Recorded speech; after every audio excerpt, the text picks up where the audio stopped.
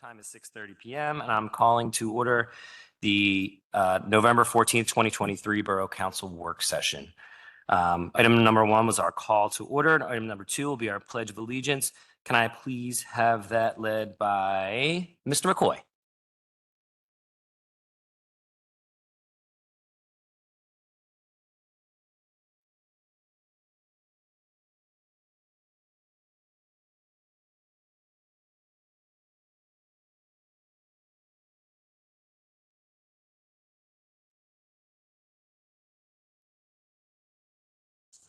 All right, thank you. Item 3 is comments, suggestions, petitions by residents in attendance regarding items that are not on the agenda. If anybody wishes to speak, come to the microphone, name and address for the record. Darrell, is that not on? I don't know if that's on, Bill. Is it on? It should just be an on switch.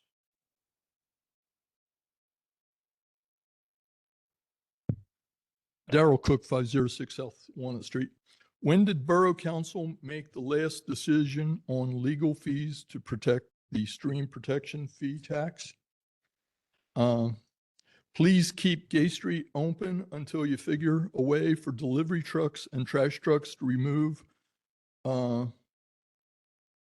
trash and to safely work. That's why for the last 30 years, no other councils have made the plans that you've made. I was about 6 inches from a soda delivery tractor trailer, which nearly struck me. While I was crossing High Street, the trailer was coasting backwards.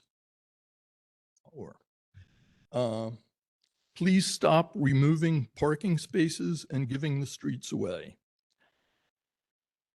I don't think plans should be approved for any block-long buildings without a place for delivery vehicles to pull off the roadway and letting traffic flow, especially if it is a state highway. How much safer and cleaner would our borough be if all the people in this room were borough residents? Thank you. Thank you, Mr. Cook. Any other comments? Okay, moving on to item 4, which is to announce the purpose of the November 8th, 2023 executive session. Borough Council and Mayor met to discuss our labor contract with the police department. Item 5 is a reappointment of boards and commissions members. You can see we have our list here of everybody who currently serves, and the ask is to renew their next contract or term. Sorry, not contract. Any issues with this? No, I'd like to move to put this on the consent agenda for tomorrow. Okay. And I will second that. Yeah, I don't know if we need to vote on that, but if everybody just consents, we can. Is that good? Okay. Is there any public discussion on this? Okay, so that will go under consent for tomorrow. Thank you.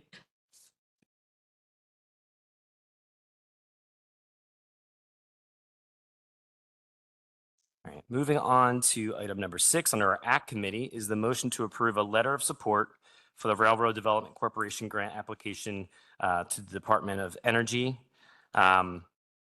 This was discussed over email. Well, not discussed, but we gave our feedback over email, and now we need to make it official as a vote. Does anybody have any issues with this letter of support?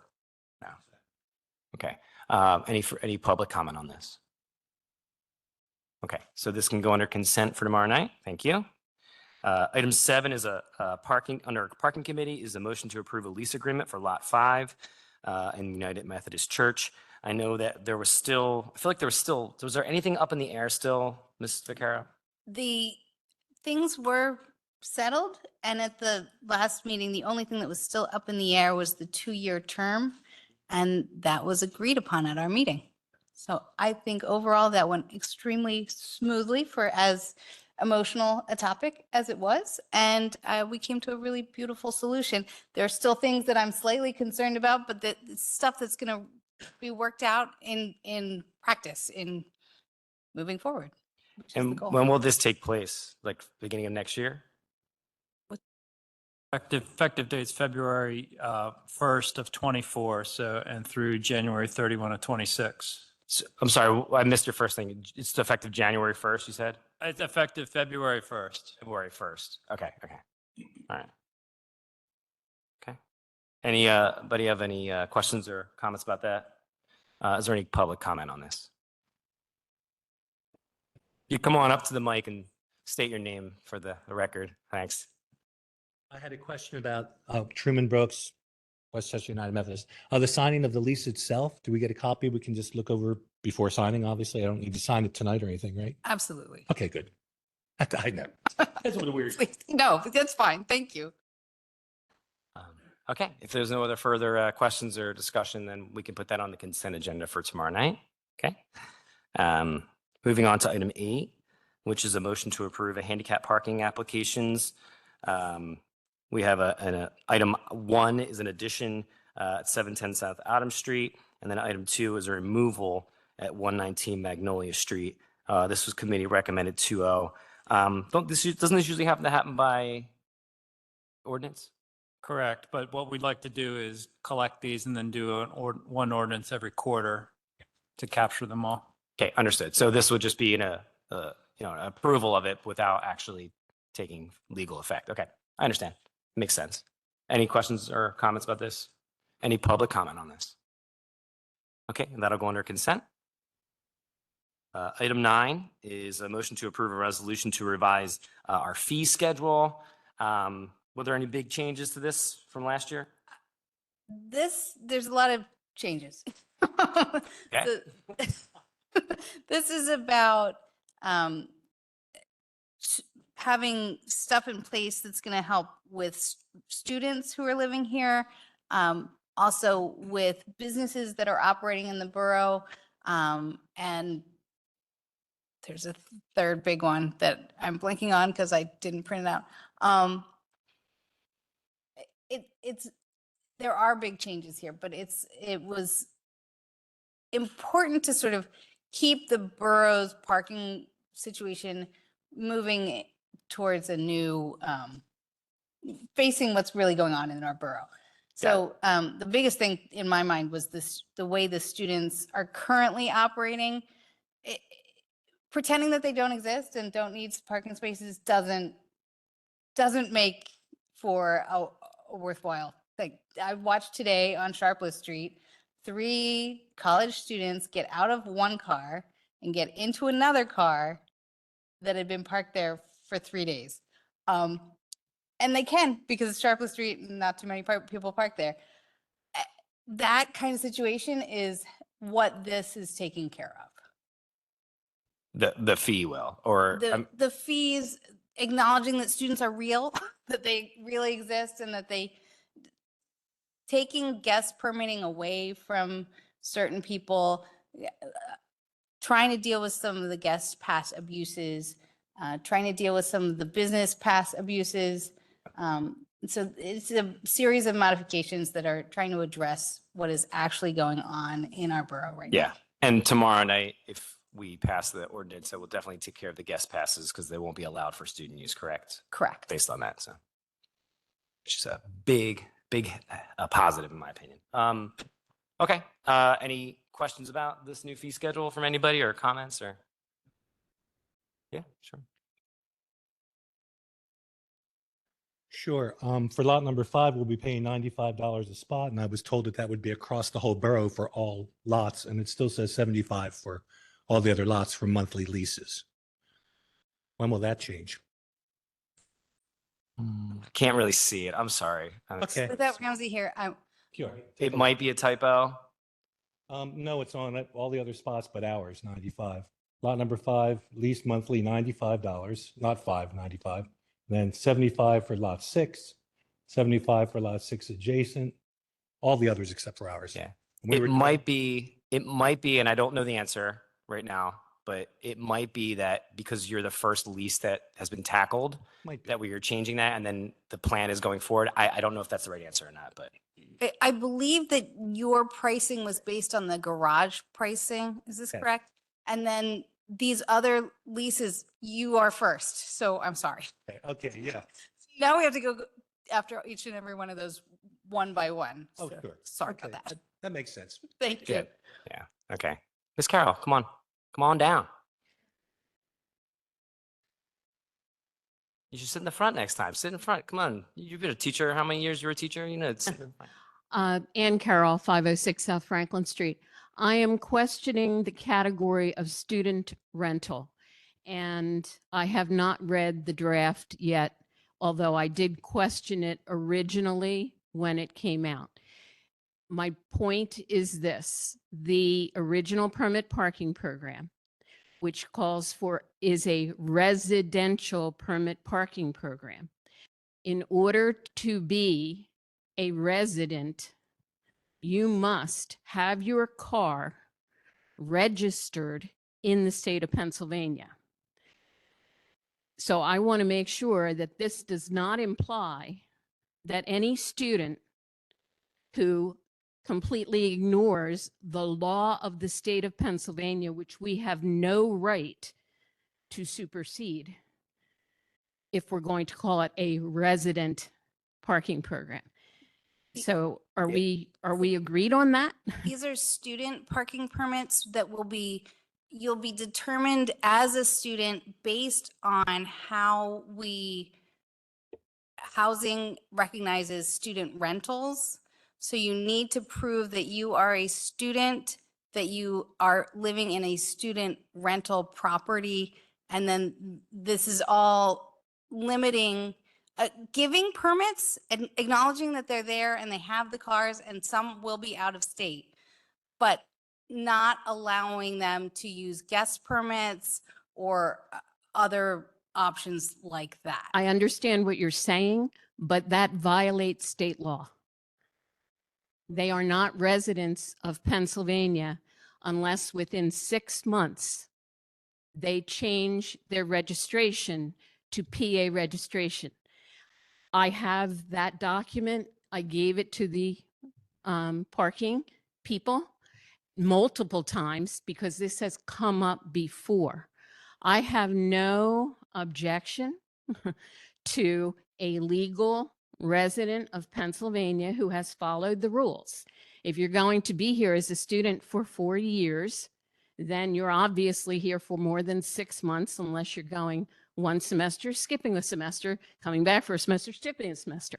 So that we cannot, in my knowledge, over supersede state law. And that's what a resident is under state law. I did look at the ordinance for tomorrow night. It does say that as a student, it's not required that you have a state plate, PA plate. I thought that would still be required. Ms. Carroll's point is well articulated and has been discussed before, and the parking department is aware of it. I just think that we're going to have this conversation again tomorrow night, I believe, in the hearing. When we talk about the ordinance, this matter before council right now is just the resolution that sets the rates for these things.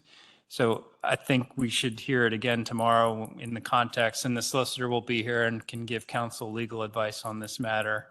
And if the parking director is feeling better, she will be here too. So Understood. Then may I suggest that this not be put to consent agenda because that item may need to be reworded, or because you don't want somebody to look at our documents and say, hey, it says I can get one if the other one doesn't. But Understood. my opinion, thank you. I feel like I heard chiming in. Is Ramsey on? I'm here. I'm sorry. I had to download a new app. The solicitor did review this and was confident that there was an exception that you could make for students in this. I'm sure, I believe Kristen will be here tomorrow night and could comment further on this, but we did talk about it at length. And she was confident that this would be allowed in our ordinance for students.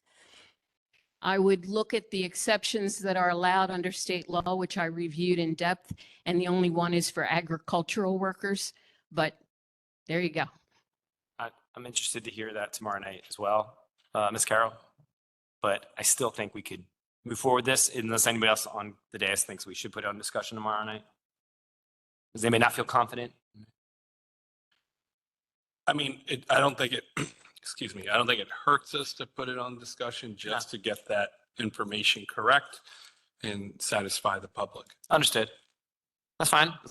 I mean, yeah, it'd just be one extra item. That's okay. So we'll put this on discussion. Is there anybody else here who wants to comment on it though before we move on? Okay, so item 9 will go under discussion for tomorrow night. All right, item 10 under our public works, we have a couple discussion items. First one, I guess we'll go bullet point by bullet point. So the first one is special event parking fees and the Christmas parade. Mr. Krowski, how are you? Yes, Keith Karowski, Director of the Parks and Rec Department. Excuse me. This is going to be kind of 1 and 2, threefold. First is the special event fees in regards to the Christmas parade.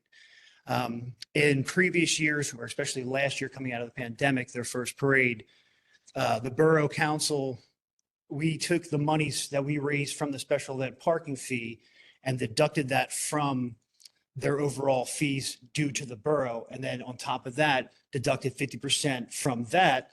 And that's all that they had to pay. Those numbers, if I'm not mistaken, let me find the Christmas parade here. Total fees to the borough were $17,103.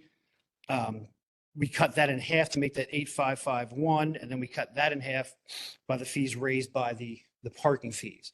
Just making sure that we're staying along those lines, and that this will come up here again in a second. Trying to distinguish which events should invoke the special event parking fee. As of right now, there's only 4. 2 of those are in-house. That's the restaurant festival and the Halloween parade. 2 are not in-house. That'd be the Christmas parade and the chili cook-off. There were ones previously. The bike race comes to mind, and I think we may have done it for one of the Clydesdales parades back in the day. I guess we're kind of looking for guidance from council. How do we want to go about invoking that fee? Do we want to set an ordinance or something along those lines that says, if this is met, we then invoke the fee? Or is it based on geographic area? Is it based on the number of people that come to an event? Myself, the borough manager, and the parking director were talking about this, and we thought it best to talk to you first before we presented anything. The fees waived just most recently for, say, the chili cook-off. They change slightly from year to year based on the number of people that are parking there, but it's pretty even throughout the years, because those events, that event and the restaurant festival are on Sundays. We normally don't charge on Sundays. So that whole $10 fee is new. The Christmas parade is on a Friday night. What we've seen is that no one leaves the garage on Friday and the night of the parade. So their fees they don't raise quite as much in the way of fees, which I think why council deducted some monies off their fee last year. So kind of coming back to you, what do you think, how we should move forward in regards to what invokes that special event fee? Is it based on when we close Gay Street for an event? Is it based on an event that's, say, more than 5,000 people? That's a little bit more hard to decide, because someone's going to say, my event only draws 4,500 people, so I don't get there. So they're going to say, oh, my event draws 5,200 people, so we get this fee. We were kind of kicking around the idea that if an event closes Gay Street in the CBD, that would be a good starting point for when we invoke these fees. Like I said, as of current, there's only 4 events that do that. But then you look at, okay, we're not going to be using this as part of the Gay Street closure. This would just be strictly 2 special event permits that come in that are 1 day at a time. So, Do you charge the same fee for each of those 4? and there comes the second. What do we want to make that fee? It has been anywhere in my time here, anywhere between $5 and $20. It all depends on the event. Last year for the Christmas parade, it was $20. This year for the restaurant festival, it was 20, should have been 10. For the chili cook-off, it was $10. So that's another thing we want to discuss too. What should that number be? Where do we feel comfortable making that number? And we did set it at 10 in the draft resolution, the fee schedule amendment. We set that special event parking fee at $10 because we noticed in the fee schedule, there was no mention of what that special fee was. So we thought, well, we better at least write it down. And so it's documented somewhere what that special event fee is.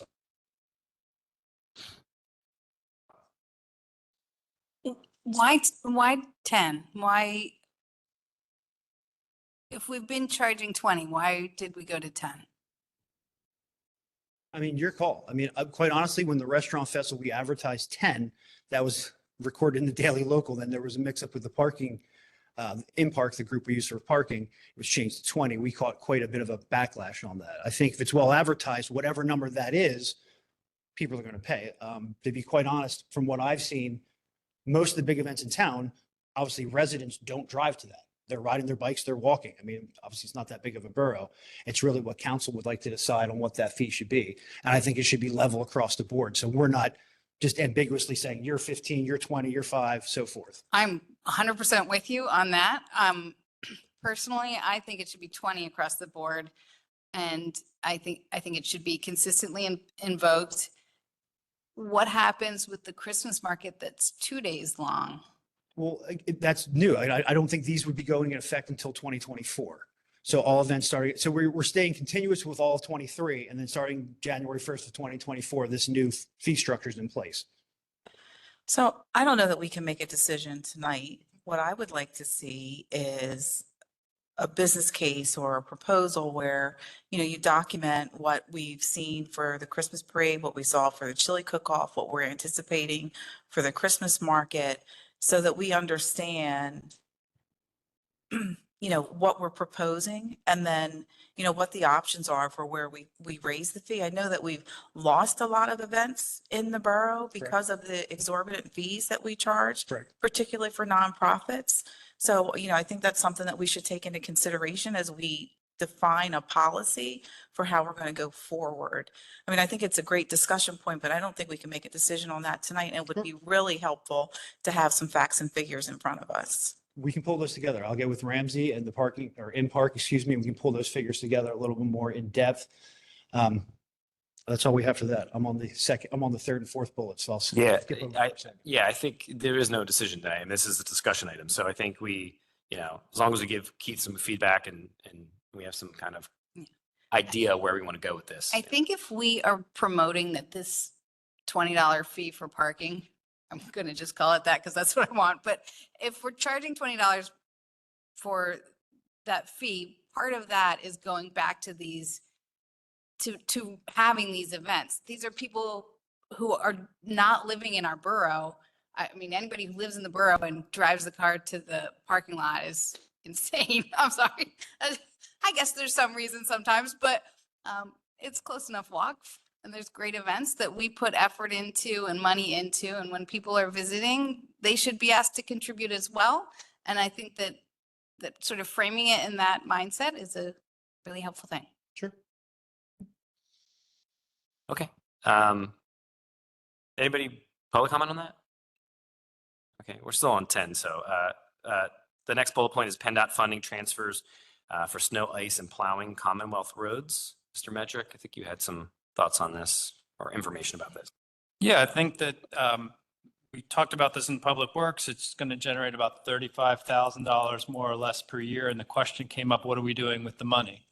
So I think it would make, the suggestion coming out of the committee was to earmark that for paving purposes. And I think what we'd like to do, talking with the finance director, and if I say something wrong, she'll correct me, that money was deposited in the general fund and we keep that separate from Fund 15 liquid fuels, but we earmark it in some way or fashion towards paving purposes, and that can help with our capital spend next year. Yeah, that's the way it came out of committee, because I didn't want it commingling with general fund money because it could get lost. And it's specifically from the Commonwealth to do snow plowing and salting and stuff like that. Barb corrected me because I wanted to go into liquid fuels, and that would cause more trouble than it's worth. So they're going to put a line item in the Public Works to segment the 35,000. So Mr. Edwards could pull from there if he needs it for snow. So it's a similar type of use. Liquid fuels goes to like paving, correct? So Right. this would be for something similar, not Yeah. exactly. The Commonwealth actually gives us money to take care of the streets. Gotcha. Like the greatest street in the borough, West Minor, 842. So it's one of those streets. So and 52 Price Street, that kind of thing. Yeah. And Route 100. Okay. Any other thoughts on this? Okay. Do you need, you don't need any kind of vote tonight on this, or just direction? Not That's tonight, but what we'll do is package this idea for the hearing tomorrow night on the budget. got it. Got it. The next bullet point is a fee in lieu of use for potential skate park at the Wyeth property. Again, the sitting and trying to think of new things to do for the borough. The southeast corner of the borough on that parking lot down there. I remember when I was selling Wyeth paint, That was executive parking and visitor parking only. We have not contacted the owner of the property. I asked Mr. Karowski to see if we were allowed to use the fee and lieu money, all right, to purchase the parking lot, which should not be contaminated because there's nothing ever on there, and turn it into a skate park where it would not bother any of the residents in the borough at all. And we could actually improve that corridor with better lighting and give the kids from 6 to 60 someplace to go and blow off steam. So that was my thought. We got to use the fee and lieu money for some items. We should have money left over based on what Mr. Khan would charge us for the parking lot. So this is currently, the idea would be that this is owned by Eli Khan, right? Correct. And in taking the fee and lieu money we'd get from him Right. for that property Mhm. to then purchase this. Correct, from him. Yeah, and then use some of the money to buy the jumps or whatever, or to build the park, put lighting in, safety gates and fences and stuff like that. So Yeah. Where exactly is that property? The parking lot there? So that would be on the West Goshen side? no, Are you talking that? it's in the borough. Yeah. Yeah. It's Bomar Yield and Street. Yields. Across the street from the property, there's like a little Yeah. lot there. Well, Got not it. little, it's pretty decent. Well, the empty parking lot. Okay. That's it. Yeah, he actually has stopped people from parking in there. He puts barricades up there now. Yeah. So people aren't going to use it. He may have an idea to use that parking lot for overflow parking for his property. Yeah. But It's just an idea though. yeah, it's an idea, and it could be going to the master plan, for the parking, for the parks stuff. So, It's a great idea, but there are there are parks on the East End that, I think could benefit from some renovation with this fee in lieu of. We've got plenty of things to take care of on the East End that I'd like to see this go. If indeed, this fee, because we've been in discussions with him about this fee and It's about $420,000, Yeah. 418, 422, 40, not to be precise. Yeah. It's a big chunk of change. Yeah, it's a From Parks and Rec, that's a lot of money. do we have any idea how much this parking lot is? I honestly have no. Ms. Dorsey, we have no idea. I mean, it was an idea because they're starting to do the sewer system site cleaning. Yeah. And I was sitting there thinking, you know what? That parking lot only would benefit that property, or it could benefit the borough. To get the kids, give them something to do, and it's away from everybody, so there's not a noise problem, and the kids can all walk there. And I did check with the emergency management team at the borough today, and they said that Sodom property and company is an excellent neighbor, and three of our most famous residents live in that area, and you guys had never complained about it. So I guess it's not an issue. So, Yeah. and you wouldn't raise your kids there if there was a problem. Yeah, I think too, it's not a bad idea. It's creative. And I know that there has been there's been a grassroots effort to attempt to have some kind of skate park. I know all too well because people in my ward lost their minds when it was potential to put it in my area. So it's not a bad idea. And I mean, there's a lot of unknowns still. And if We it don't- does fail, if people don't use it, all the apparatus that's there is going to be bolted to the ground. It could be removed and we could turn it into parking lot, Yeah. a flat lot for the borough if we own the lot. We could put it on Gay Street, right, Darryl? There you go. Daryl. Can't help myself, sorry. The question that was proposed to me by Mr. Flynn was that could those money be used? And yes, they could. If it's for parks, recreation, open space, whether it be acquisition or development, it can be used. I am ironically meeting with our consultants who will be here tomorrow night at the voting session. And I'm taking them to every single park and potentially other areas that we've looked upon that could maybe become open space or parkland in the borough. There's not a lot of it, but we're going to try and explore every option possible throughout this plan. Mr. Flynn brought this idea to me, and giving these kids something in our parks is, we're completely missing a whole bracket of children. And giving them something like this in our borough that is walkable would be huge and so important to our community. So I think this is a great solution. I think that it's walkable. It's something that they could not bother neighbors, but still sort of have a space that they could really use. And if we could work with the skating community, I think it could be a really beautiful thing to add to the fabric of our community. I believe that there is also going to be other fees in lieu Oh, yeah. for other projects. The Rubenstein's project, I'm not sure. We get money from road signs? but I believe there is something there on the plans, correct me if I'm wrong, Kevin, about putting a park over in that particular area, a public park. And then we still have discussions about the Market Street project, Burger King, other fees in lieu of that could be utilized back into parks Absolutely. to update as many parks as we possibly can. Sure. Absolutely. I mean, whatever fees we can get from, from our own ordinance is well welcomed for the Parks and Rec Department. And not to mention, I mean, just earmarking spaces for future potential. Putting them on the master map saying, if this becomes available for sale or something along those lines, that the borough would like to have first dibs or crack at it. Obviously, this plan is going to take 10 months or so to get completed, and then we have the decisions to make once that plan is presented back to council. So, Mr. Stefano, Yeah. doing a straw count, I'm a favorite. You liked it. McGinnis liked it. Vaccaro liked it.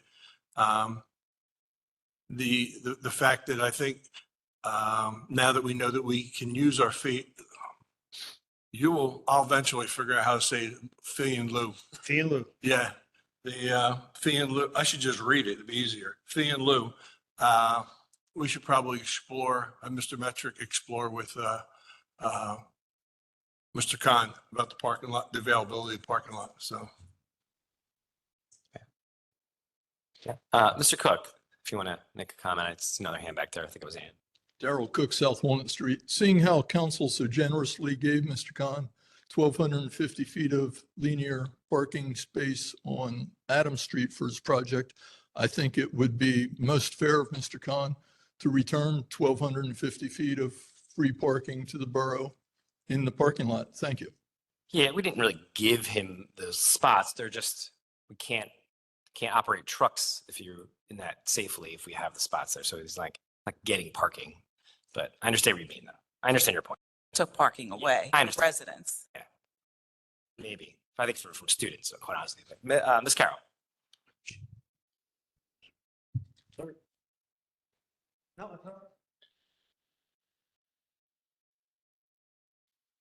I tried to be, sorry, Ann Carroll, 506 South Franklin Street. I tried to be organized about this so I can go through it quickly.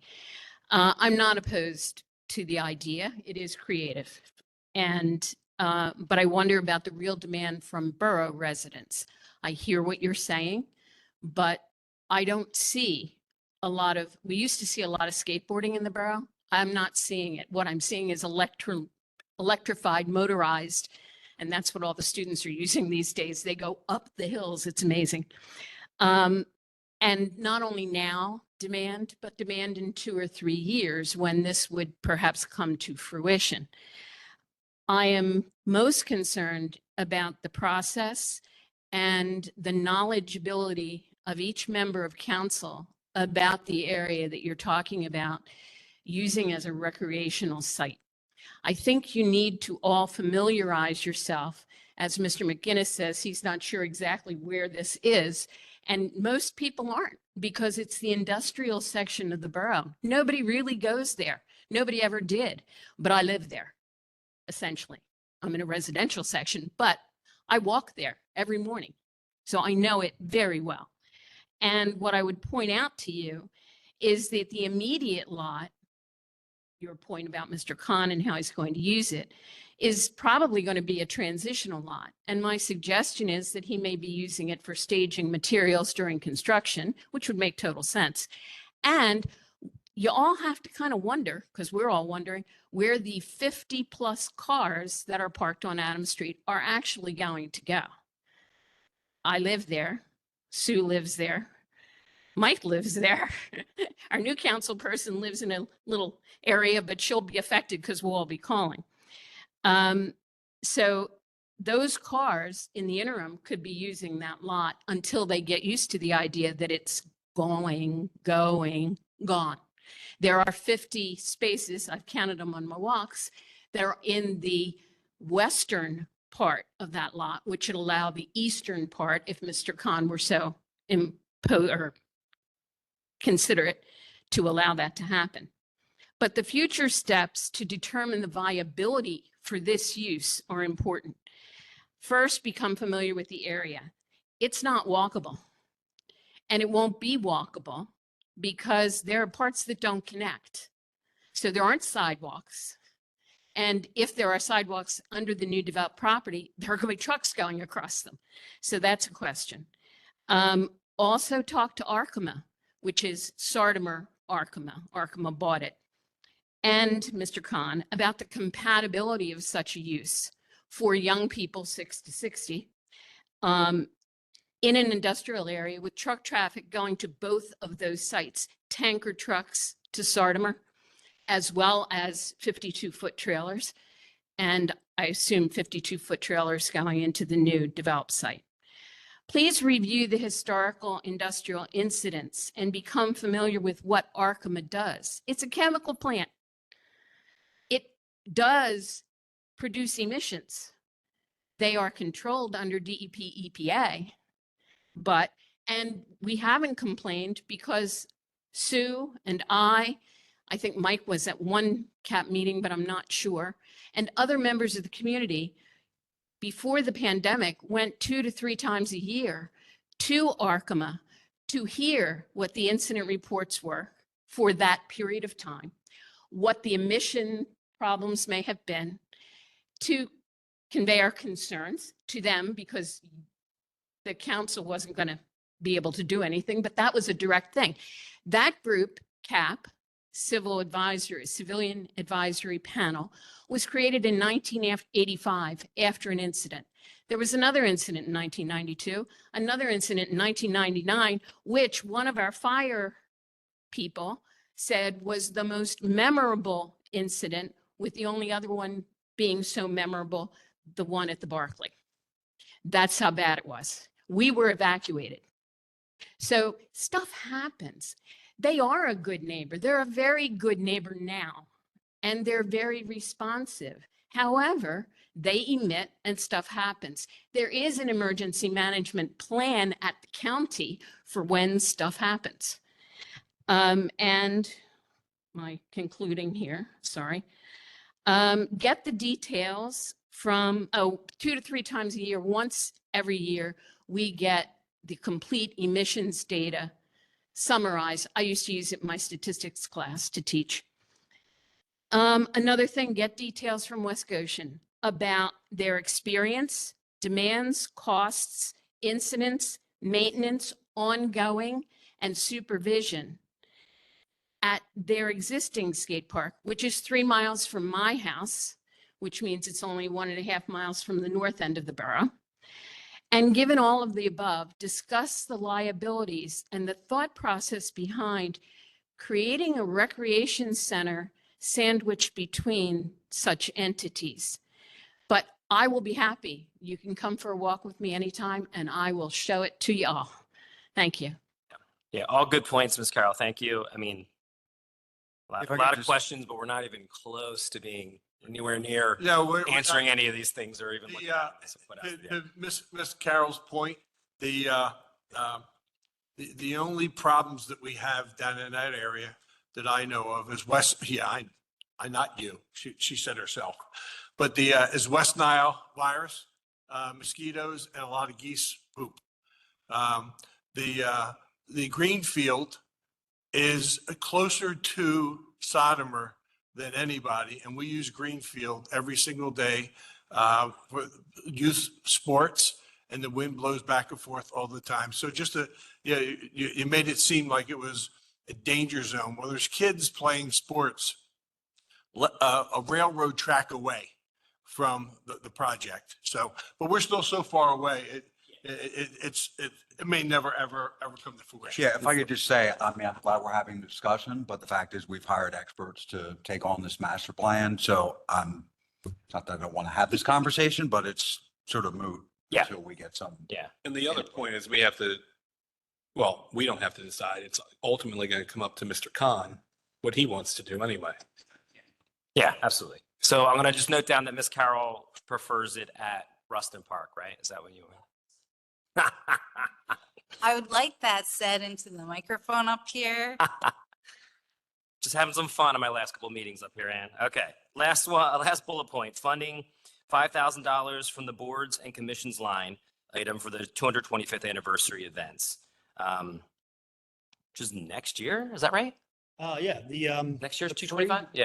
parade we're planning is. This is not- Bernie giving away money. Well, you know what? Mr. Jingles never gives away money, but I suggested, because we have to do the 2025 anniversary steering committee needs to get it off the ground with logos and websites and everything else. And we do have money in the boards and commissions. And I suggested that Yeah, we we get need them it. $5,000 to get started. We need it. And to move forward. Sandy Riper from Sunset Jewelers is going to be the chair, Mhm. and the mayor's deeply involved with it. So, and they've had some meetings to move forward. Yeah, we need it. That's a good call. You want to add anything to that, I'm Keith? gonna say, I haven't been to the first two meetings. The next meeting is this Thursday at 8 o'clock at the bid. Just to give a comparison. Based on our own special event application figures, it costs the Halloween parade costs roughly just north of $10,000 to run, based on figures from the police and the Public Works Department. So this is obviously a significant, it's basically half of that to get us going. Yeah. I've yet to attend a meeting, but I'll be there on Thursday. Keith, is anybody from the Historic Commission on that committee? I have not been there, but I'm not sure. Since this was this was their idea and we're using boards and commission money, I think it's only right that somebody from that committee be on Yeah. I'd be surprised if somebody wasn't. I would think somebody would be, but that's a good question. If somebody from the Historic Commission is on this committee. Mr. Walsh. Tom Walsh is on that. Yeah, Tom Walsh. Yeah. Anything else about this or? All right, so we're moving on to item 11, which is a motion to approve PennDOT winter maintenance agreement. Anything of note with this that we need to? Yeah, most of them were pretty straightforward. Mr. Edwards, I don't know if you want to talk briefly about the ones that we recommended be rejected and rebid.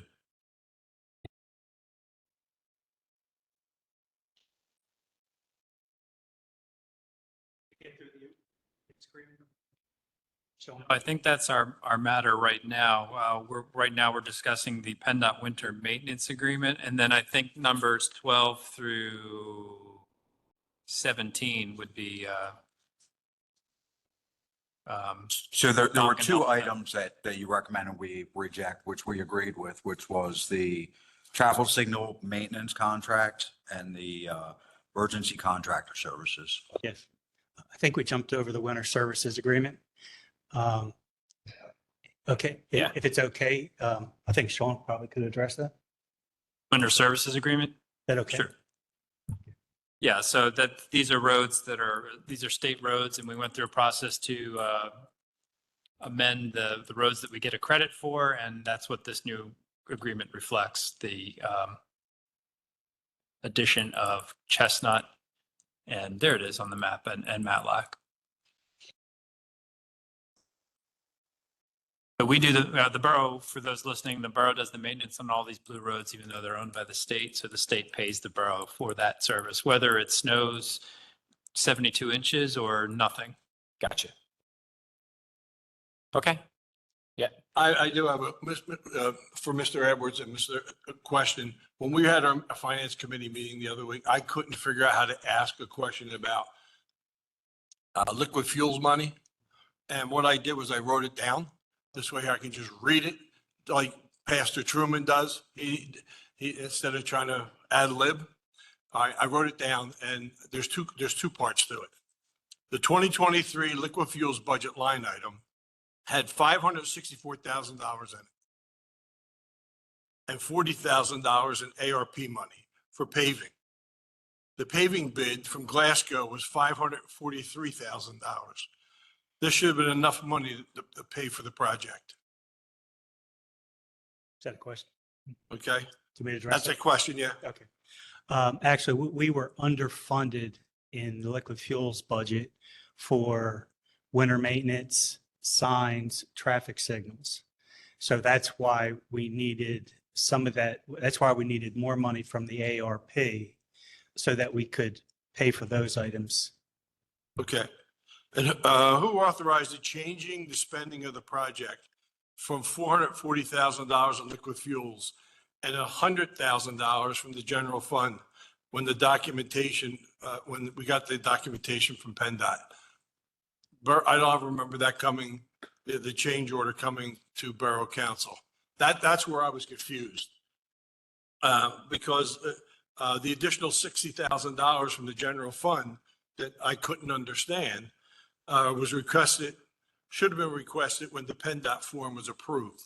So I know we're taking money from the ARP money, but when we did the change order, I don't ever remember coming to Finance Committee or Public Works Committee. That's why I couldn't understand the movement of the shells.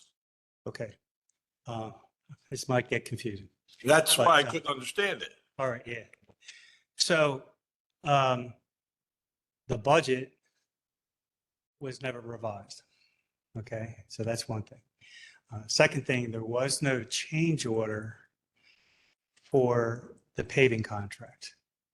Council approved Glasgow after some time to do the work for that 540-some thousand that you said. Correct. There were some email discussions involving the committee, me, that, we could fund this by not spending all of our liquid fuels money on paving alone, but using a part of the ARP money or general fund money, whatever the case might be. And that's how we would fund it. And that's what we're doing. So I'm not sure that answers your question, but there was no formal action that required the committees or the council's decision, if I understand correctly. Okay. I still don't understand, but it's fine. Yeah. I beat this to death because mentally I sat and looked at it. I just couldn't figure out how we moved $100,000 around without coming to Borough Council and saying we have a change. We had 564 in there plus 40 from the ARP money, which you said we had. Yeah. Then that should have been enough to do the job. Right. And we authorized changing the spending of the project. Originally, it was $444,000 and $100,000 from the general fund. And, I guess the main question is why wasn't the additional 60,000 in the general fund requested when the PennDOT forms were approved? Okay. That's where I was stuck. Okay. That's all. We don't do line item budget amendments here yet, as far as I know. When council approved, we had like $260,000 budgeted for a dump truck. The total cost came in at say 80,000. So we had like $180,000 that was remaining. So that was part of the discussion. We knew that we had 40,000 for alleys from ARP in the budget, and that other 60,000, we knew we were comfortable because we were so underrun with that dump truck. So it was going to work. You were doing is you were using the out of your budgeting money, you were using it as surplus. You had surplus run over. Yes. Okay. Yes. All right. And there's some good news things here, if I may, real quickly. And one of them is about that dump truck and how we had the extra money. So we're in pretty good shape. The other is, maybe you were just about to mention it, about how the total cost of the Glasgow project came in under budget. I think what would have helped in this process would have been when we knew, of course, if I had a time machine, right? When we knew we didn't have the right budget numbers for winter maintenance, traffic, and what was the other line item in liquid fuels? Signs, thank you. When we knew we had the wrong budget numbers in there, we were overshooting the moon. We probably should have come and amended the liquid fuels budget so that it was clear about what money was going where and what we needed to do. And that probably would have been the right way to articulate all of this and verify what we were doing with the general fund money. Yeah, I was just pay for trying to pay. follow the money trail. Right. And it just kept going down to a no-end street and then trying to circle back, and I just couldn't figure it out. I guess that's what we're Yeah. trying to It's clear- accomplish. Yeah, it's clear as mud, yeah. That's what we're trying to accomplish today with this, later on the agenda about allocating ARPA dollars to close that gap, which we probably should have all knitted up together with a budget amendment earlier in the year. We had the wrong numbers in the liquid fuels budget for those. Got it. For those 3 on, that's where the problem started. I think Glasgow's final bill came in $27,000 less than that 540. So, Thank you. East Bradford thanks you too. oh, yeah. So as far as this item goes at 11, are we doing any further discussion on this or no? Okay, so we'll No. put that under consent for tomorrow night. See any public comment? Okay. Item 12 is a motion to reject the bid for traffic signal maintenance. Apologies for the long gap in time here.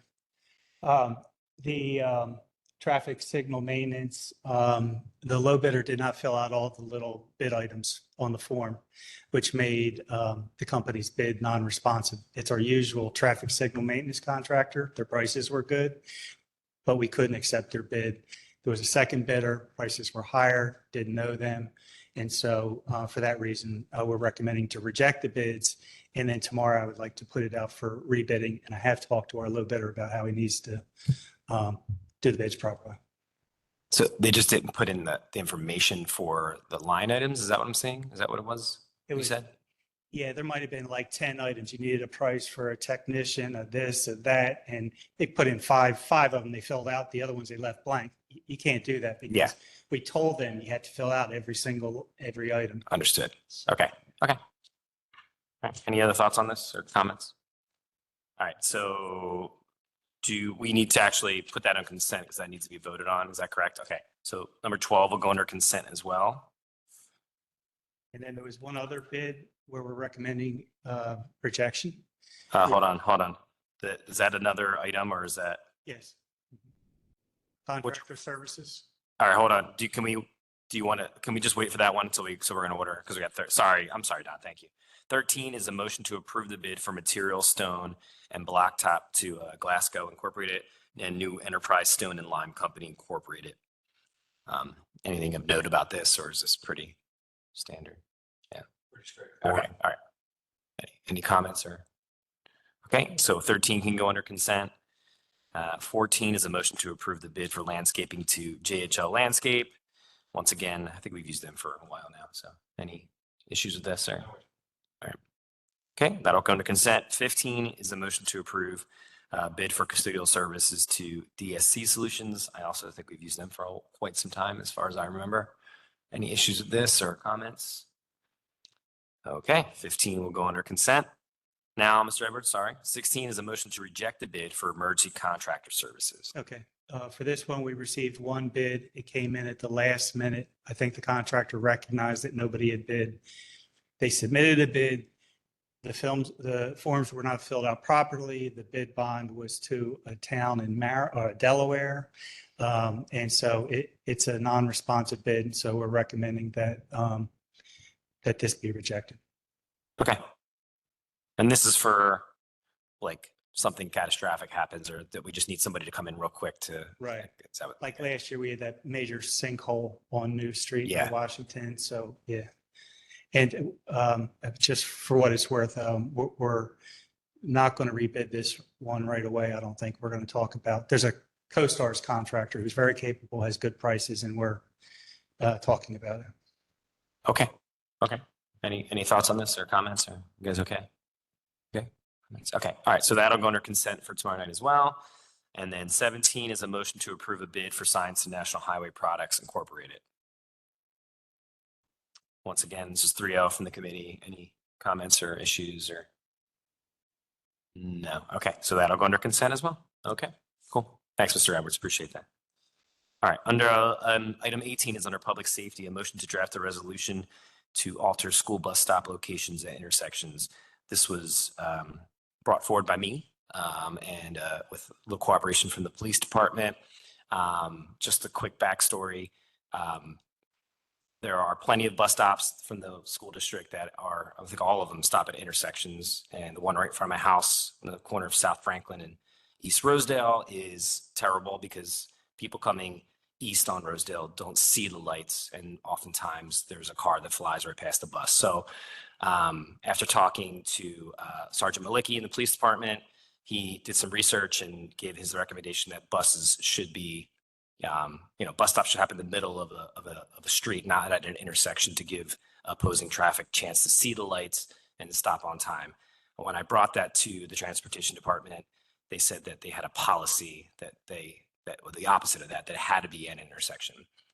Now, Sergeant Malicki also did tell us last week that he didn't find that policy, so I'm a little wary of that. But either way, I had asked the Public Safety Committee if they would be bringing this to full council to have a resolution that we, as council, are going to ask the district to reconsider that policy, or at least to look at bus stops and consider putting them mid-block or a couple hundred feet off of an intersection instead. So that's what this should say. I don't have the wording exactly in front of me, but something along those lines.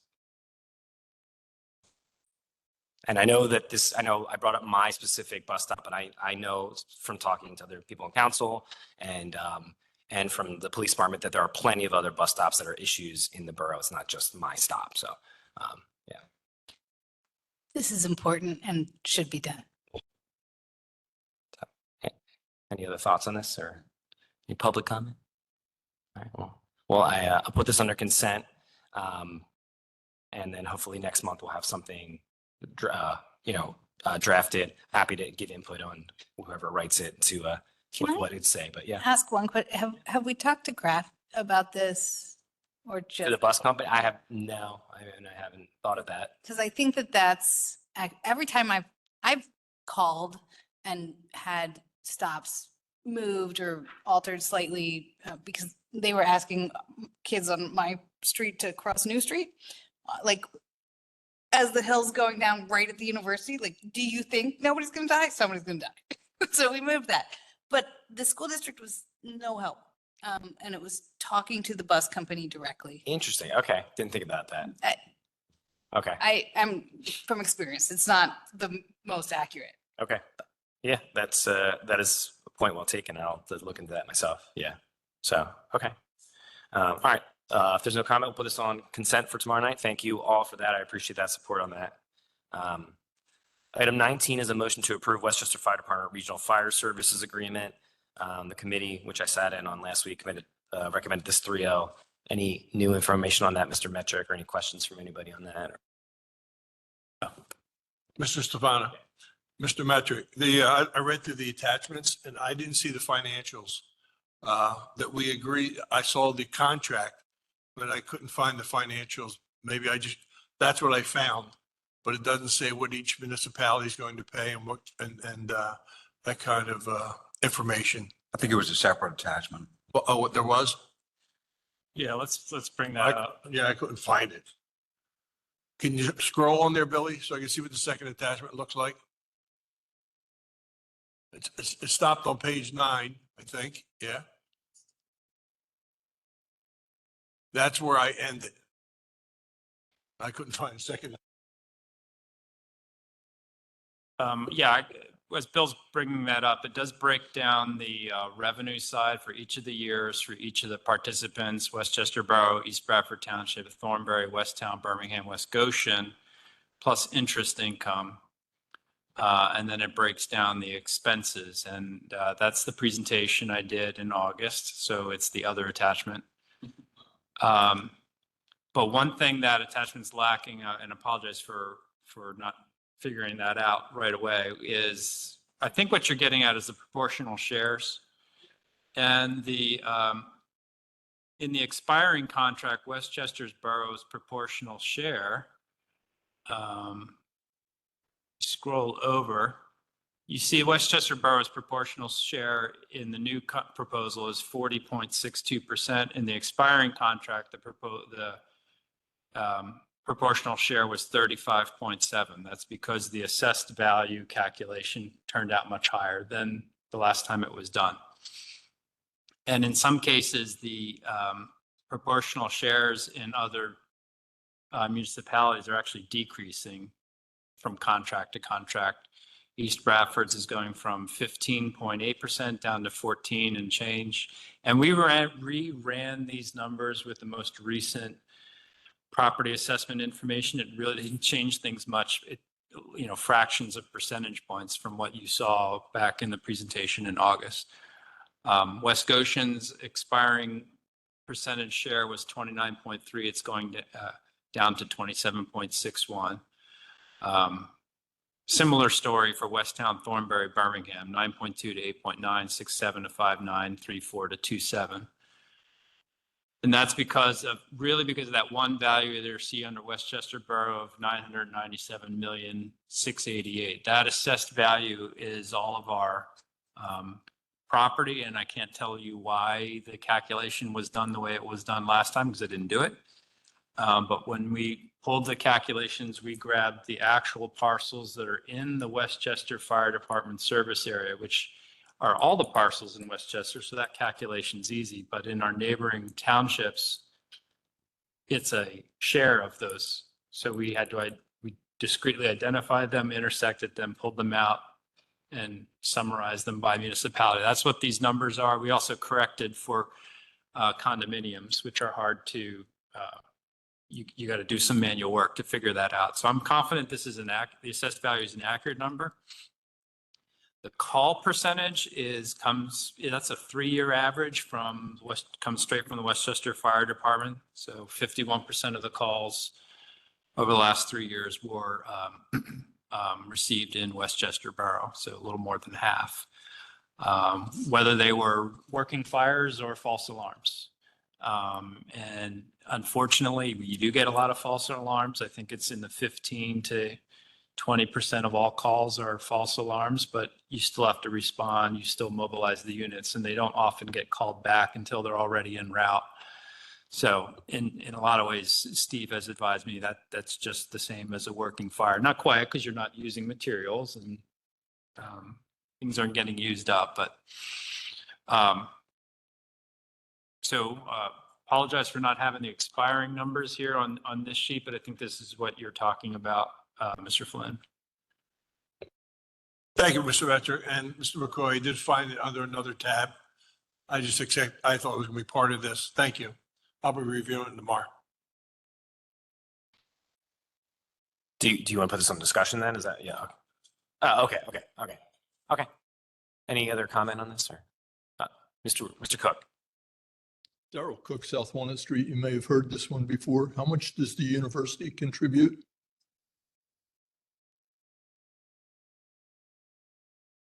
Well, I mean, they're not a municipality, so they don't. Yeah, I would say 0. All right, so that's going under consent. Item 20 is a motion to approve the nomination of Westchester Fire Chief. This was presented last week with a lot of recommendations, and yeah, there it is. 3 delegates from each of the houses meets and votes on who the next chief is going to be, and they elected Mark Scanlon to be fire chief starting next year. Yep. And how long are the terms? Is it 2 years? 3 years. 3 years. Yeah. So Chief Pelna has done an incredible job. So he'll be missed, but I'm very confident that Mark Scanlon, who will be the next chief, will do an awesome job. So amazing job. So, okay. Any comments or questions about this? Or? Okay, all right, so that'll go under consent as well. Under our smart growth, we had 21, discuss the HARB application 2023-35, 119 North High Street, Meridia Holdings LLC. The committee recommended 3-0 to discuss the application with full council. I was here for that. I didn't quite catch the whole thing, but it was kind of confusing. With that, it appears that the applicant went to HARB on 2 occasions, both occasions that they were tabled. And I believe we have Ms. Quigley here. She sent a detailed email about that.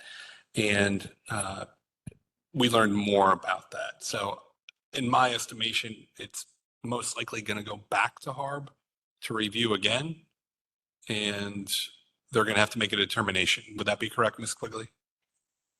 You could come up to the Could microphone. you come on up? Yeah. Thanks. Thanks. I'm Carol Quigley of 136 West Bernard Street and the chair of the Historical and Architectural Review Board. I burdened Lisa and Brian and Pat with a lengthy, it's only two pages, single spaced email after I watched the Smart Growth Committee meeting on the YouTubes, because there were just an abundance of misstatements made and misunderstandings, and I guess just a whole bunch of things that I felt the need to correct, at least to get a starting point.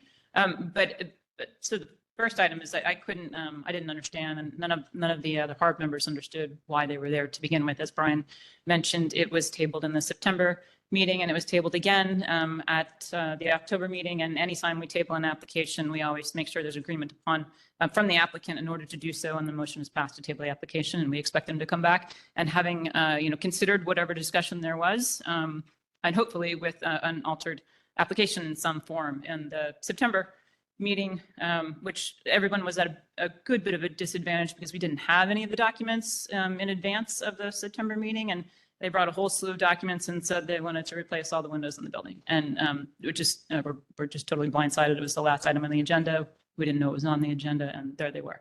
They received any number of comments. They received explanation about what the HARB's role is in the borough as an advisory board to Borough Council, and that we are charged with the attempt to make recommendations to Borough Council that preserve our historic character in our HARB district. And one of those major components of that is the preservation of original fabric. Windows are a major component of the original fabric of our facades, and replacement of any materials when they don't need to be replaced, when they're not deteriorated beyond point of rehabilitation and restoration, are not just kind of we don't recommend it, and we never have, and we always ask any applicant who comes before looking to replace windows why, and they said they're rotted. The rooms in front of the windows are unusable. It's too hot because they face west. It was a beautiful day today. I was in there today, and the sun shines in there. It does. They're single pane because they're 150 years old. Let's see, unusable, rotten. Noise, thank you, yes, and there's noise on High Street. There is. Sometimes there are jackhammers present. There are, and so they are unusable. I sat in the meeting, in one of the meeting rooms, actually one of the rooms that is unusable, and had a meeting with them today, so take that for what it is. But anyway, we asked them why. They said they gave us all these reasons and said they were rotted. They showed us one picture. They showed you all the same picture, I believe. There was one window that does require some repair, as 150-year-old windows do. There were all sorts of recommendations given to them about how one repairs and remedies some of those issues. Many different ways are done throughout the borough. Anyway, we tabled the application in September. They came back in October. I was not present at the October meeting. They came back and had split this application into 4 components, 4 different applications. That was the change that took place from September to October. So needless to say, perhaps a number of the comments were repeated. There was 2 different one same representative and another different representative of the applicant present. One same and one different than the one that you saw also at Smart Growth. That didn't probably help the communication about what the disposition was anyway, it was tabled again. There was an agreement to table the application, and there was also an understanding that they would engage, have a meeting with Jim Breen, who is the vice chair of the HARB, and also a restoration carpenter, also the chair of the PAC, to review them in person, because there's nothing better than seeing them in person. Jimmer went over there to look at the windows and came to the same conclusion that all of us who had been in the building, who've been in the building 10 years ago, been walked by the building every day, whatever, that they are in, I mean, good condition. I do all sorts of window reports. Sometimes there's poor condition, there's fair condition, there's good condition. And I don't know how to say other than good. I mean, they're not even heading towards fair. There are some needs for repair. The applicant does not agree with that disposition. They still say they're rotten. And so anyway, I did meet with them today. I perhaps made the mistake of thinking that talking to them in person was a good idea, and I don't know that it is. So I go into this lengthy description tonight, which is somewhat a waste of time, because I think I might have to do it again tomorrow, and I think I'm going to have to do it again next month, because as far as I know, there's no other way to close out the procedure than for them to return to the HARB, and perhaps I'm not looking to predict the future, but it seems that if nobody thinks anything different between now and then, we'll review it again, and then we'll maybe be back to you in December. Thank you for that. So just so I'm clear, because I'm a little confused, Sure. they want to replace the windows. They gave you the reasons. The HARB's position is normally that if the windows are not in need of repair, that they should not be replaced. Yes. Okay.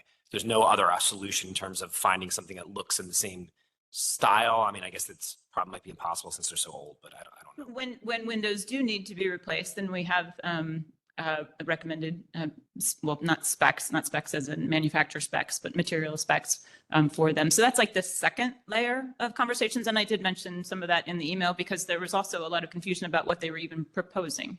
They are proposing aluminum clad windows, which the HARB has never recommended approval for. But that's like the secondary point, so the first point is that our charge is to, recommend preservation of our historic fabric. And at this point, there's been no decision because it's been tabled. Right. So I'm not Right. sure why we're discussing this. Nora. This, Yeah. if I can just jump in, there was a lot of confusion last week. Because the applicant showed up unannounced. I had no idea they were going to be here. And it wasn't appropriate for them to be here because there was no recommendation made by HARB. Got it. Just so everybody on Borough Council is clear of the process, HARB makes a recommendation. If the applicant doesn't agree with that recommendation, they can come to Borough Council and appeal to Borough Council that recommendation and ask for that to be changed. Okay. It's only when the COA is up for approval. If it is denied by HARB, then they can come here. And if it's denied by Borough Council, then there's another procedure we have to go through. But they shouldn't have come here. Gotcha. Can I ask a question? I think this is ridiculous. I think that someone wanting to do something to their building should not be tabled month after month after month. I think it's a shame that we are getting in the way. If you want to deny them, deny them. Say no. There were 2 tablings, and there was absolutely no change between the tabling. And again, the applicant did agree to table the application. I mean, I'm we not didn't say- asking, don't table it. Say no. Well, If I may, let me jump in. Yeah. And I'm not at these HARB meetings, but one of the reasons for tabling an application is there's a couple of reasons. One is to continue to work with the applicant if it is not going to be approved. Because if a COA is not approved, we have to send a denial letter to the PHMC, it's the Pennsylvania Historic Museum Commission. But you are saying they cannot come to council until they are denied. Is that true or not? They shouldn't be, yes, procedurally, yes. They should not be coming here until they receive a recommendation from HARB. So the HARB's recommendation really is no, but you're not giving it. So you're holding this person hostage, trying to move forward on a project. I'm not saying they should be allowed to do the project. I'm saying they should be allowed to They get they somewhere. they are allowed to say, no, we do not want you to table this application and we want you to make a motion tonight. And they could have done that. And as I said, they agreed to table the application and consider it further and have Jimmer come over and look at the windows in person. We do not table the application knowing that that the applicant wants to do something that we're not likely to support unless they agree to it. They agreed to table the application both times. I hear that, but they were also told that there's this understanding that HARB is a recommending body and that they can come to council if this is not, but what was just said was they're not allowed to come to council until you deny them. So what That process is explained to them, explained to every applicant at the beginning of every HARB meeting. So too. why are you not following the process? Stop asking people to table things. Stop holding people hostage in your red tape. Mr. also- Carroll, let if me- I hold can on, jump hold on, in hold on. here, if I can Carol, jump Carol. in for a second, I think what happened was, and correct me if I'm wrong, the applicant led HARB to believe that they were going to come back with a revision based on the comments and the recommendations from HARB. And if there was a possibility it would be approved or denied. What they did was they changed it from one application to 4 different projects. Right. Really, with that being the only change, right? True. So Yes.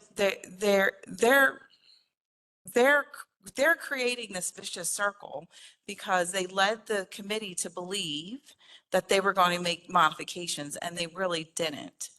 They have And let. if I can, if I may, hold on, Carol, Motions hold on. on both occasions. If I may, and Lisa, you're correct. They came in and they changed the application process. You can't hold every application to that standard and just deny it. They came in and they changed the whole process of what they wanted to do. They said, okay, well, we're going to do this now. So the aspects of this whole application were different on the second go around. So I'm not saying that we should be saying yes or no to these people necessarily. What I need to see from HARB and from Building and Housing is I need to see clarity in the process. And I know it's confusing. There's lots of details and there's lots of time that gets put into this. But for the people who are running businesses in our historic business district, this is really cumbersome. This is really difficult. I've talked to multiple business owners who have seen just felt held hostage by the method that they were asked to go through and the lack of clarity behind it. Borough is a certified local government through the Commonwealth and the Pennsylvania Historic Museum Commission. There are certain regulations that we have to follow in order to maintain that designation. And this is the process that they have to go through. I feel like I hear what you're saying, Ms. Vaccaro, but I think the only reason that we're even having this discussion is because they circumvented the process that's there. And the process might be cumbersome and it might be difficult on those people in that district, but it's there for a reason because we want to preserve our historic character. And if we start getting lax on that, then there is regulations that are in the place. So I feel like if they come to the HARB and the HARB says, we need to table this because we want to work with you, we don't want to just say no. That is, I think that's a good thing for those applicants. But then when they come back the next month and they present something completely different or split it 4 ways, that sounds cumbersome to me. So then if they table it again and say, listen, we're going to work with you. We don't want to say no. We don't want to just say no. We're willing to find a solution. Then yeah, it might take a while, but that's just the way things work. I mean, people say that about us when we have to wait a month for something. It kind of is the way it is. I'm not trying to, completely disagree with your view. I agree with basically everything you're saying, except that there's a huge opportunity here to clarify our system, to be more helpful up front, be supportive and encouraging of our business community so that they can move forward in being there as a business district. To this particular applicant, they are in business. From what I heard today, I guess that when you can't have any noise disturbance from potential jackhammers or loud trucks going by, then there are some virtual meetings that need to take place in another room. And I have the exact same situation in my house. So I get that. There are a lot of loud vehicles. but that seems different, to the point that's being made. Fortunately or unfortunately, part of the HARB's role sometimes ends up being educating some applicants about our historic district and about the value of historic character that all of us who have participated in any borough functions or any civic community activities here in town have had to either come to learn or learn from other experiences. But some of them don't have any understanding why there is a HARB and what we care about and what we recommend to you at all.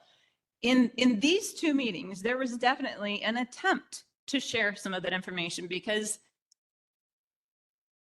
I'm going to feel comfortable saying I think they don't fully understand the details of some of the items that the HARB considers. I completely understand that. I want, when people, this is what I want, this is going to be ridiculous, but when somebody's looking at buying a business in our historic district, I want a representative from HARB and Building and Housing to walk them through so that they know Happy what's to do going it. on. Happy to do it. Every realtor visit, walk them through, say, welcome to our borough. You are welcome here, and this is Right. how we're going to work together. Not sure it's going to go over well. When I approached them today to have that conversation, I was told I should call first. I should have called first. That's true. But so I'm not sure that everybody else wants to hear that, but I think it's a great idea. I think we should insert it into every realtor document that gets sent out about opportunities for sale in the borough. That would be great. But since there isn't that, when they come to make changes, some of them, they're blindsided. They're confused. They're very confused. So we need to start writing something up that makes the whole HARB guidelines so much easier, and just drop it on everybody's doorstep. Send it to John O'Brien. Make it digestible and easy to understand. Let's do it. I'll work with you. We could do it together. So you're assuming, you're saying that when a business comes in, they buy or rent a property, and they're not clear on if they want to make changes, they don't know up front. You're just saying you want some kind of communication before they purchase a property in the HARB or rent a property for a business. Is that what you're saying? You need some kind of what's not so clear? You know what you're getting into. I've talked to business owners who they tried to do everything right. They thought they were doing everything right. And what they were actually doing was bogging themselves down completely, asking for permits that they didn't need to ask for, when what they really needed to focus on was more aesthetic decisions. But they don't know. They don't have any idea what they're doing. There's a lot of confusion. There's not this inclusive, supportive community. The bid goes out as much as they can, but they're also doing 200 other things. This is about the structure and the building, and this is about letting people know what they're getting into, why this matters, and how supportive we can be, and not just a bunch of tripping hazards along the way. No, you can't replace windows because we don't want you to, is what that sounds like. That was certainly not what I wanted it to sound like, and that is not, that's not. Actually, it could have sounded like that at the last meeting. It could have.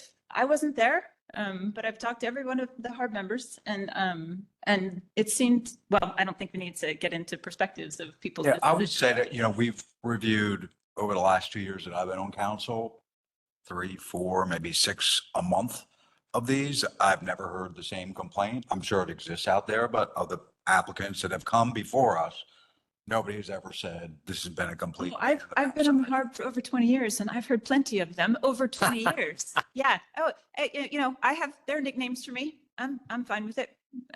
But there are still 5, 6, 7 a month that seem to somehow get through the process. And then there are actually some who are grateful. Believe it or not, we get some thanks. Mr. Stefano. Yeah. Ms. Quigley, good evening. Good evening. I did tour the property, and as you know, You announced yourself, unlike. no, I stood in the doorway. There's a lady that sat at the desk on the far side. So I looked through the window. There's no peeling paint. There's what? There's no peeling paint, number one.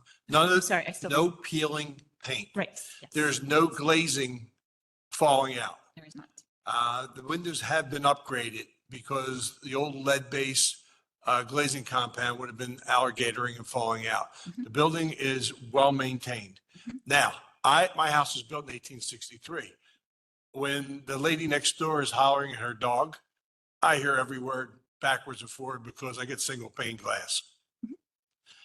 Is it possible that they, because of where they are, can they install on the inside similar, it could be identical, really, panes of Interior storm windows. interior storm windows that would not, you wouldn't even know they were there? Yes. Oh, silly me. Okay. And it's one of the many things that can be done to the windows. Yeah, but to this way you don't disturb the outside. Correct. Actually, it improves the outside because they take the aesthetically displeasing storm windows, which are a preservation. Correct. I'm surprised that they're not upset with the Christian Science medallions on the building. You know, there's 6 or 7 of them or 8 of them on the building. They're still in the building. I'm looking at the building now. The building is in excellent shape. It's a beautiful And building. I support everything that you do. Thank you. Yeah, we seem to be,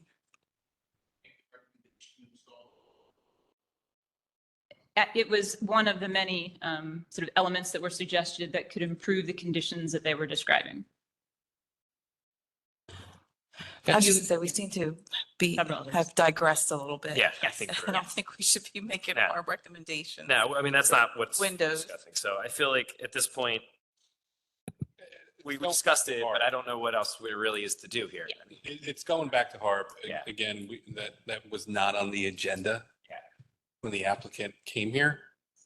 So we felt that we would rather put it in front of full council to hear Yeah, understood.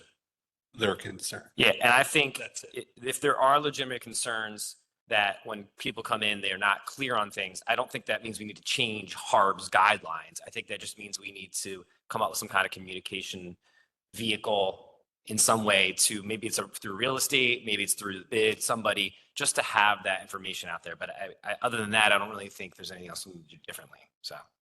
Well, to Ms. Becara's point, we wrote the guidelines in 2004, and there are some items that could be updated, given the sort of amount of new construction and lot, what's the right word, growth that has occurred, that our guidelines did not address in 2004. So, Well, I appreciate that, and we are not going to dive into that tonight. So.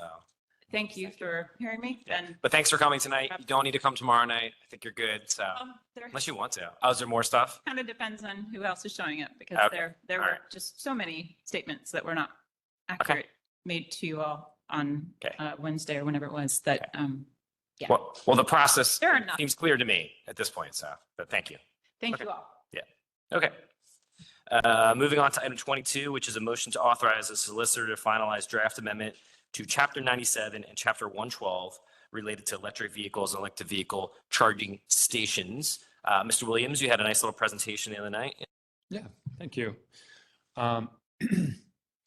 So this is a ordinance that will facilitate the adoption of EVs in the borough on, it's not the right attachment. On the top left of this slide of the wrong attachment, there are a number of reasons EVs are great.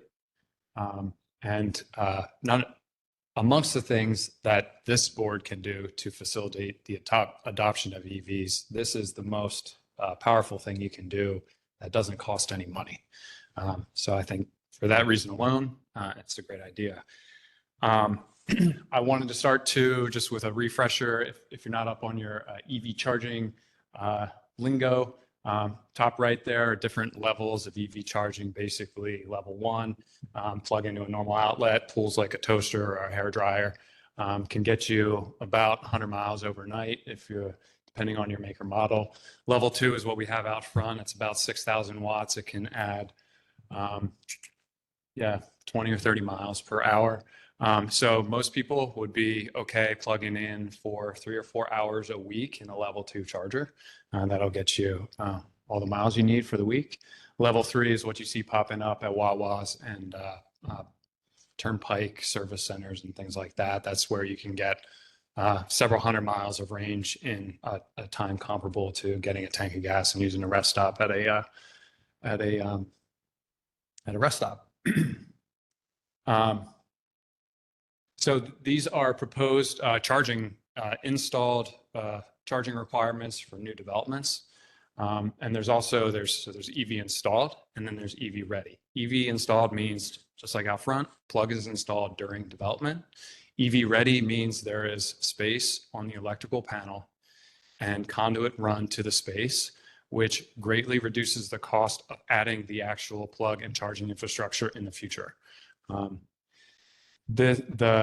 we're proposing, Billy, stop on that second slide there. What we're proposing for Westchester is in non-residential, which is really the least important. I'd say if you're charging while you're grocery shopping, you're probably doing something wrong about an EV. Everyone vastly prefers to charge at home, which is why multifamily is really important to get right. Single family, it's easier to retrofit. You might be good with level 1. Multifamily, that's the most important sector to get right here. But anyway, non-residential, we're proposing 10% EV ready, 5% EV installed. Multifamily, still 5% EV installed, but you'll see a much larger capacity EV ready spaces installed during development. That means the owner of that property can quickly and inexpensively ramp up the amount of charging available as the number of EVs in the garage or in the parking lot become higher than they are today. And then in single family, we're just proposing that one spot be EV ready.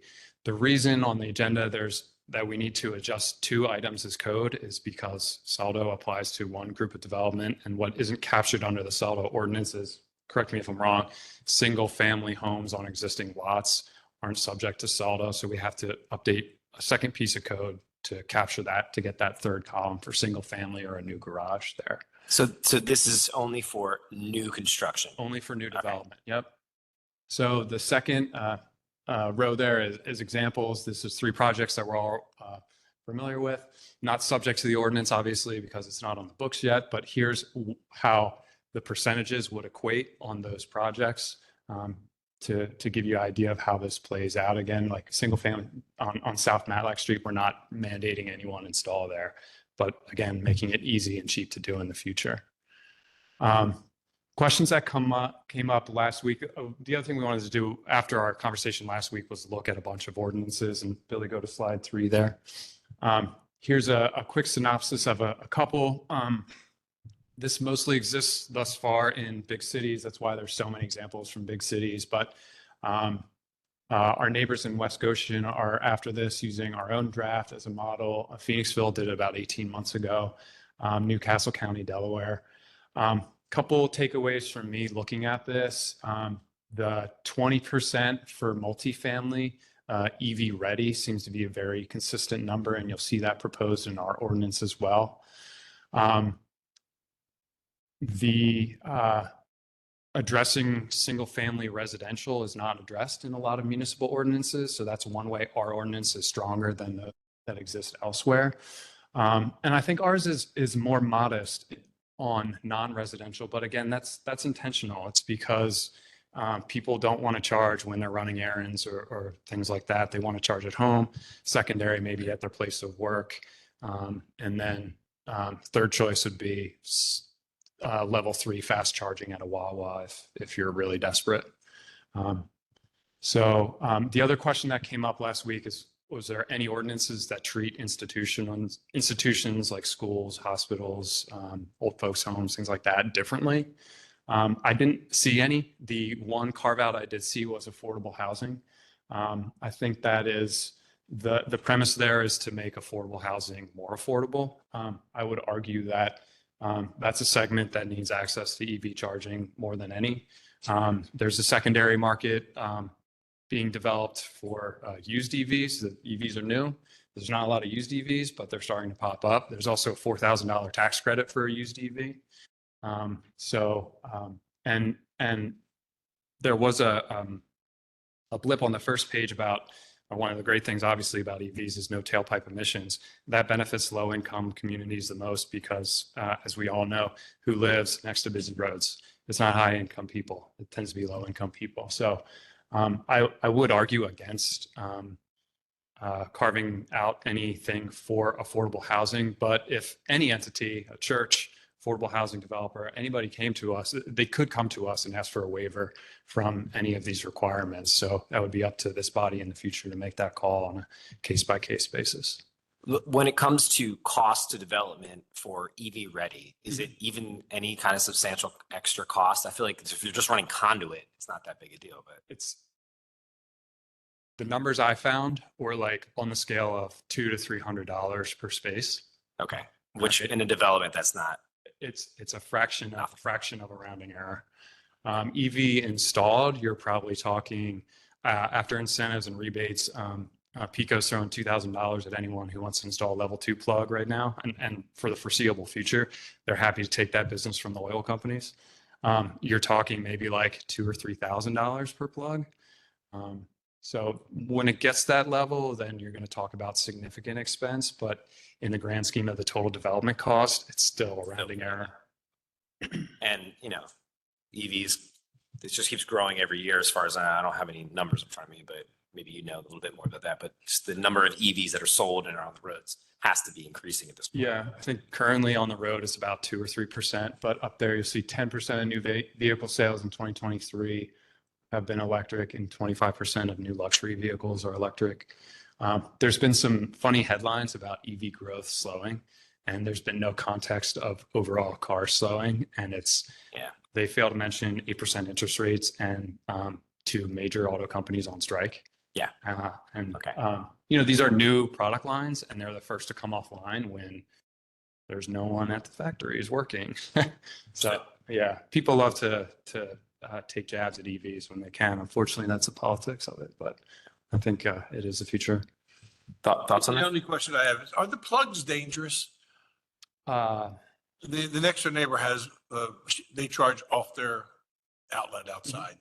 They have a Prius, and then they just throw the charging thing either on the ground or on their porch. Yeah. If a kid goes up and puts his tongue on the thing, is that? Give it a try. Let us know. I got stuck to I got stuck to a metal pole once. I mean, that sounds like it would be about as dangerous as any other. Yeah, I mean, I'm not shocked. Are they dangerous? Not any more than anything that's on your kitchen counter, I guess would be my answer, but don't put your tongue on it. All right. Driver or anything. I'm not allowed to use screwdriver. Yeah. What you're always test it out. What you're talking about is level 1, which again is like Level 1, yeah. like 1,400 watts. That's like a hairdryer. Okay. All right. The one that the level 1 that's hanging on the sign on Matlack Street across the street from Daryl's house. Can college kids hurt one another with that by zapping each other? I don't think they could zap each other with it, but one of our concerns with that setup is like a snowplow hitting it, because then you have a live wire that if the wire itself is cut, that could potentially be a problem. That's one reason that privately owned curbside is really dicey. Yeah, I'm sure building and housing is going to take care of that for us. Thank you. Any other? No, I mean, I just think that this is a very good ordinance. It's going to update us, bring us into the 21st century. And not only with EVs, but more importantly with the environment. So thank you for crafting it. Sure. Cool. And thanks for the additional information. Appreciate it. Cool. Any public comment on this? All right. So this will go under consent. Get that solicitor working on that. Item 23 is a motion to approve the October 2023 HARB certificates of appropriateness. There is 2, A and B. The committee did recommend 3-0 with the HARB recommendations. Are there anything that needs to be discussed, or any issues or any comments? Or I hope not, but I think we're good. I mean, I think Ms. Quigley's still here, so I mean. That was a joke. It was a joke. No. Okay. Good. That works for me. Okay. Any public comment? No. Okay, all right. So 23A and B will go under consent for tomorrow. All right. Item under finance, item 24 is a motion to approve purchasing approvals. I'm going to go through each of them. I is approve $12,693.27 to Portnoy Law Associates. 2 is approve $18,271.70 to Brightly Software Incorporated. 3 is approve $27,850 to OpenGov Inc. And 4 is approved $12,100 to USALCO. The committee recommend 3 for all the 4 of these. Okay. Any questions? No. Got it. Okay. Cool. Comment? Nope. Okay. So 24, 1, 2, 3, 4 will go under consent for tomorrow. Item 25 is a motion to grant a resolution for DCED local share account for Goose Creek wastewater conveyance improvement project. Mr. Williams. Speak to this. Last month, we had a good conversation asking council for guidance on what we should submit for the LSA grant.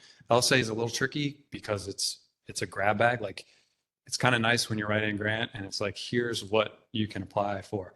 LSA is anything. With that in mind, we came to council with a couple projects and we landed on this one. It's basically enlarging pipes on, correct me if I'm wrong here, South Franklin Street, Union Street, and Fosnock Alley. Maple Alley, damn.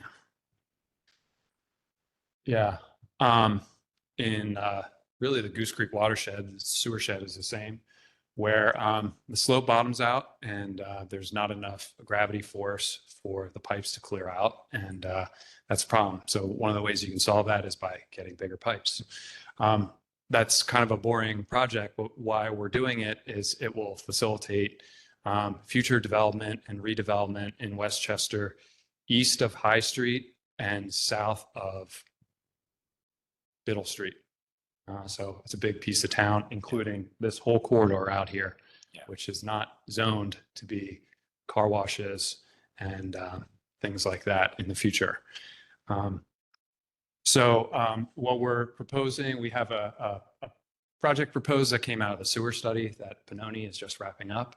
It's a big project. It's a big price tag. This will get us, what we're shooting for is $750,000 to get started on that project. Like all of our grants, this is, we're asking for, this is required. And the reason it's required is so that our elected board knows what we're committing to in the future. Don't have that price tag off the top of my head for the total project. We'll have the final number on Thursday, Friday, but it's coming in at around $1.2, $1.3 million. So this is more than half of the project costs, and the remaining costs will come out of the wastewater fund, not capital reserve fund. Got it. Yeah, I know these projects don't have the appeal of something where you get to see a big change, but it is super important. And as everybody who lives in the Southeast knows, the water issues are an issue. And I know this will alleviate some of that, or at least help with the new development up north of it. That is money well spent. So It's also an insurance policy against any future overflows that could happen in that area. Because right now, the manholes in some of this run from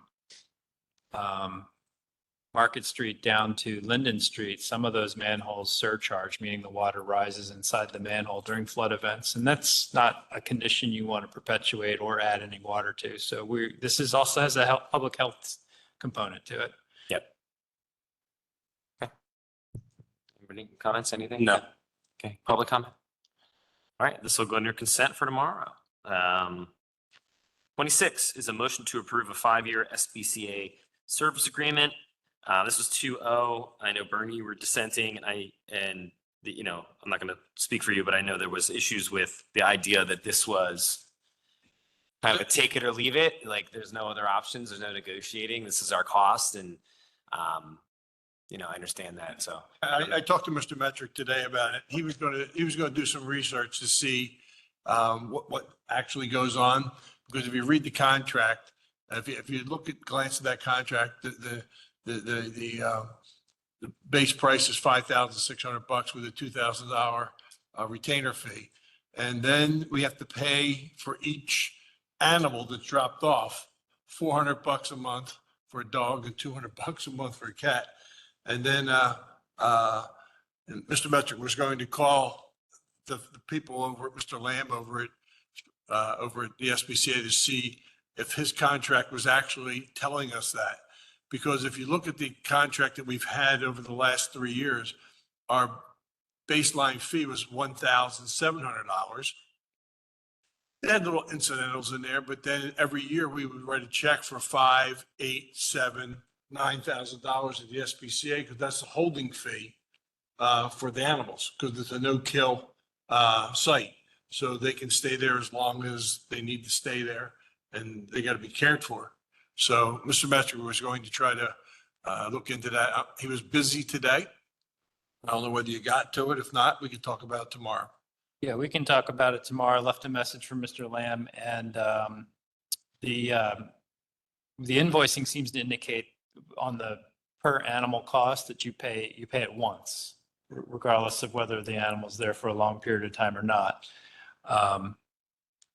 We need to do some more diligence to clarify these costs. Right now, we're thinking that the 5-year average for SPCA costs are around $7,000. That's why there's $7,000 in the budget. This contract is coming in kind of at the end of our budget process. And Barb and I think that this is going to contribute. The bottom line is going to be plus $5,000, we believe.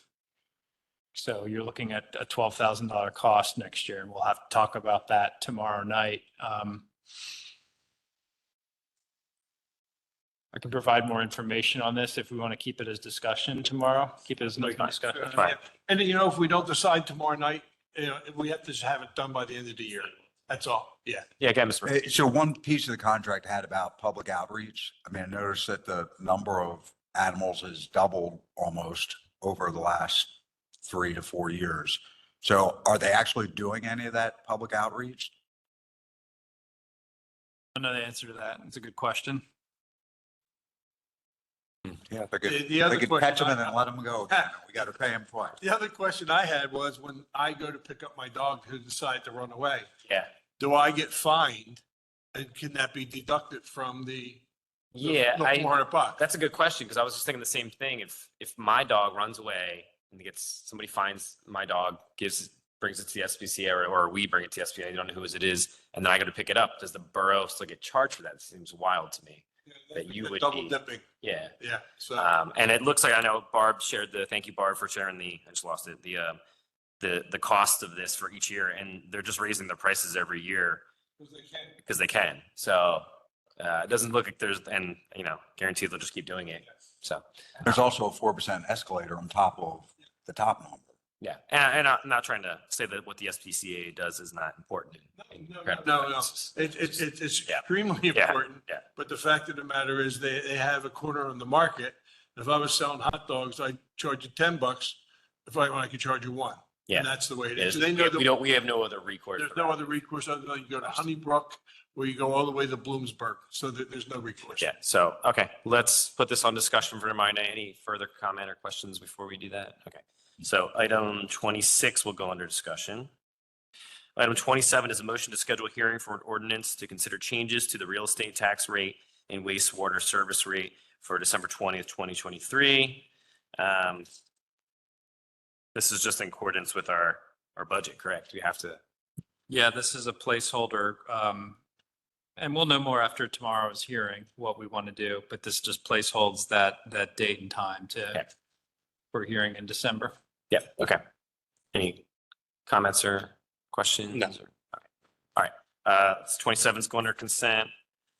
28, motion to reallocate $60,000 in Public Works ARPA savings for a 2023 paving project. This was 2-1. Was this what you asked about earlier, Bernie? So you're good with this now? You got your question? Barb's going to explain more. Barb will explain it easier. Good evening. So we have this on the agenda for this evening because when we submitted our application with PennDOT for the road paving project, we allocated that we were going to pay $443,149.30 from liquid fuels. and $100,000 from the general fund. In our current budget, we only have $40,000 coming out of the general fund for this piece of this project. And I just want to make sure that, you know, we're in compliance with PennDOT because they will come in and an audit. As I said, it is a compliance audit. They're going to go down their list and make sure, you know, they're going to look for a check from the liquid fuels for $443,000 and one for $100,000 from the general fund.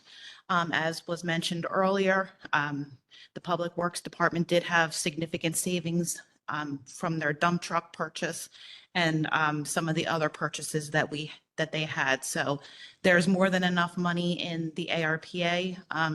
So I'm asking council for that approval for the additional $60,000. Yep. I have no issue with that. Okay. All right. Yeah, I know, you know, they will audit us because they have before. So, okay. Yeah. Any comments from anybody on that? Okay. That'll go under consent. Thank you very much, Barb, for that. Yep. Item 29 is other business. A is a motion to approve the October 17th and 18th, 2023 Borough Council meeting minutes. Any problem with the minutes? Okay. All right. So that'll go under consent as well. Is there any other business? All right. Then we had, get me right here, Dana. Let's see here. Make sure we get everything right. Discussion was item 9 and 26. Is that correct? All right, cool. Any other, if there's no other business, this meeting is adjourned. Thank you.